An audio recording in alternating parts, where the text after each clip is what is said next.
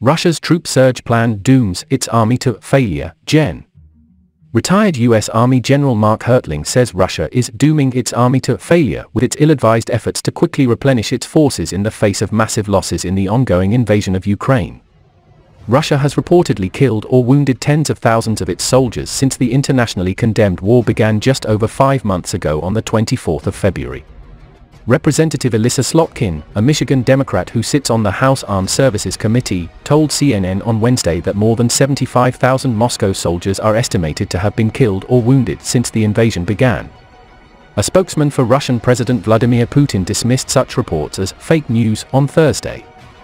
Hertling, who was previously commander of U.S. Army Europe and the 7th Army, weighed what the losses and Moscow's rapid efforts to replenish its troops mean for its future efforts in Ukraine.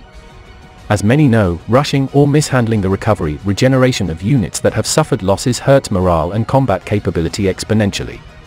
This is even more important than poor logistics when it comes to dooming an army to failure, Hertling said. The retired general made the comments in a post discussing Slotkin's remarks with CNN. The post said, "Something that is not often talked about is Russia's reconstruction process.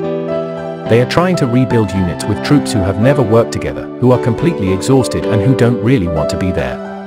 In her comments to CNN, Slotkin said, "We've been informed that over 75,000 Russians have either been killed or wounded in Ukraine, which is enormous. Over 80% of their land forces are bogged down, and they are tired." To put the 75,000 figure in perspective, in the nearly 2 decades of war in Afghanistan, fewer than 2,500 US troops have been killed and fewer than 21,000 wounded. Over time, the Russians have simply shown very little appetite or inclination to improve, Stavridis said. That's true not only of the poor logistical efforts, but also of the continuation of these obvious war crimes. Their overall battle plans are ridiculously bad.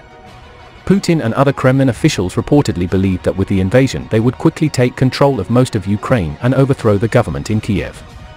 Once the major assault began, Moscow's forces struggled to achieve significant success and failed in the early stages of the war. As a result, the Russians withdrew their efforts and concentrated on the southeast of the country. The Kremlin leadership continues to try to justify the attack on Ukraine with the bizarre claim that the country is ruled by Nazis.